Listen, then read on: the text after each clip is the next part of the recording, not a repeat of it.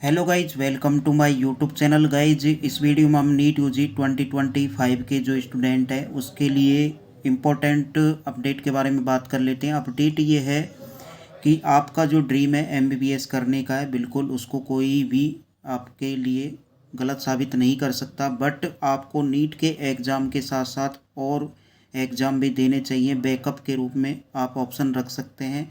उन एग्ज़ाम्स के बारे में हम डिटेल से बात करने वाले हैं।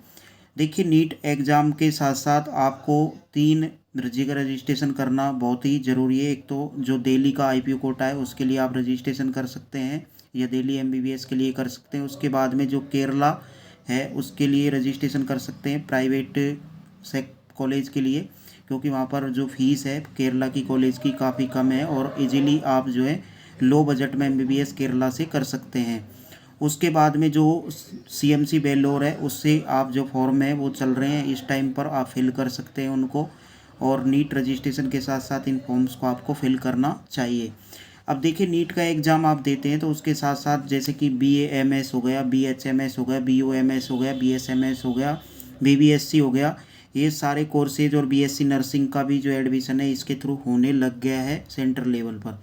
तो इसमें कोई आपको प्रॉब्लम नहीं आने वाली। बट अदर जगह भी आपको जैसे कि एग्ज़ाम देना चाहिए जहाँ पर आपका कोर्सेज सेम रहता है, जैसे कि फिजिक्स केमिस्ट्री बायोलॉजी आपका जो कोर्स है वो लगभग सेम रहता है, तो वो एग्ज़ाम आपको देने चाहिए। आई थिंक उसमें जैसे कि आपका सपना एमबीबीएस है बट आपको बैकअप के रूप में या फिर जो है रखना चाहिए ऑप्शन को, क्योंकि सभी स्टूडेंट जो इंटेलिजेंट नहीं होते, सभी का एमबीबीएस में एडमिशन नहीं होता। 20 lakh student, 22 lakh student NEET का एग्ज़ाम देंगे, उसमें से पता है आपको सिलेक्शन कितनों का होगा? 1 लाख का होगा, अगली साल फिर 1 लाख का होगा।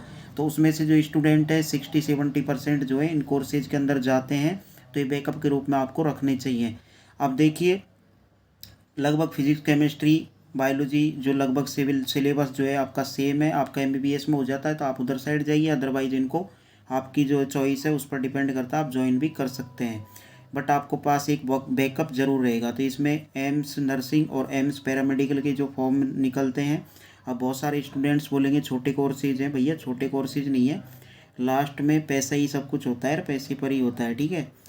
और उसमें आप समझ लेंगे तो जो एवरेज स्टूडेंट है इनके लिए बहुत ही अच्छे कोर्सेज हैं ये एम्स में नर्सिंग में और एम्स पैरामेडिकल के अंदर, और अच्छी खासी सैलरी इनके अंदर मिल जाती है। तो ये एग्ज़ाम आपको देने चाहिए। उसके बाद में जो CUET का एग्ज़ाम होता है इसको आपको देना चाहिए। नॉलेज पर्पज़ से तो आपको देना ही चाहिए ये, जो भी नीट का एग्ज़ाम दे रहे हैं। उसके बाद में जो अंडर ग्रेजुएट जो कोर्सेज होते हैं उसमें जो स्कोप है बहुत अच्छा हो रहा है, और अलग अलग कोर्सेज इसमें अंदर आते हैं, उनमें आप एडमिशन ले सकते हैं, जो भी अंडर ग्रेजुएट कोर्सेज होते हैं उनके अंदर। उसके बाद में जो ICAR का एग्ज़ाम होता है 3rd नंबर पर, उसको आपको देना चाहिए। बहुत सारे स्टूडेंट होते हैं जो अपना एग्रीकल्चर की तरफ जाना चाहते हैं, जैसे कि इंडिया एक आपको पता है कृषि प्रधान देश है, और उसमें इस तरह की जो फैसिलिटी उपलब्ध होनी चाहिए, और स्टूडेंट्स के लिए एक अच्छा स्कोप है, ICAR के अंदर जाना चाहिए। और इसमें भी बहुत सारी जो है आगे आप मास्टरी का कोर्सेज करते हैं तो अच्छा स्कोप यहाँ का मिल जाता है ICAR के अंदर। एक बार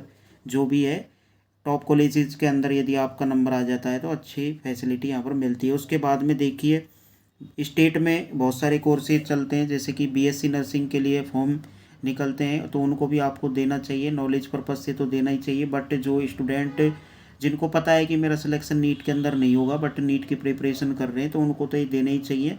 BSc नर्सिंग का जो एग्ज़ाम है, क्योंकि गवर्नमेंट जॉब जिसको लेनी है उनको तो ये देना ही चाहिए BSc नर्सिंग का जो है।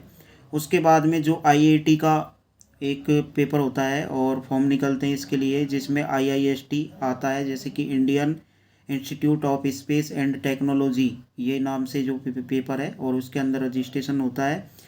रिसर्च में जो भी स्टूडेंट्स जाना चाहते हैं स्कोप इसमें बहुत सारी आपको अपॉर्चुनिटी मिल जाती है, और जॉब प्रेफरेंस भी इसके अंदर काफ़ी अच्छी है जो कि इसके अंदर जाना चाहते हैं।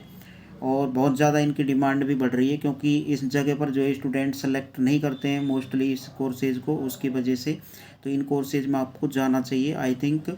बाकी तो देखिए, ये कोर्सेज जो मैंने आपको बताया, जैसे कि नीट के साथ साथ आपको केरला दिल्ली एमबीबीएस, उसके बाद में GMC वेलोर, उसके बाद में जो एम्स नर्सिंग एम्स पैरामेडिकल का एग्ज़ाम, CUET का एग्ज़ाम, ICAR का एग्ज़ाम, उसके बाद में स्टेट में जो कोर्सेज होते हैं, जैसे कि बीएससी नर्सिंग का एग्ज़ाम होता है, उसके बाद में आईआईटी जो आईआईएसटी का फॉर्म निकलता है, इसमें सभी में आपको फॉर्म अप्लाई करना चाहिए। अब चॉइस आप पर डिपेंड करता है, ज़बरदस्ती कुछ भी नहीं है। बट बहुत सारे स्टूडेंट होते हैं जो एवरेज स्टूडेंट होते हैं, बिलो एवरेज स्टूडेंट होते हैं, उनको पता नहीं होता इन सारी चीज़ों का। तो ये आप बाकी आप किसी भी स्पेशल कोर्स के बारे में जानकारी लेना चाहते हैं तो आप कमेंट बॉक्स में कमेंट कर देना, मैं 1 बाय 1 आपको जो है इन सारे कोर्सेज को डिफाइन कर दूंगा वीडियो के थ्रू।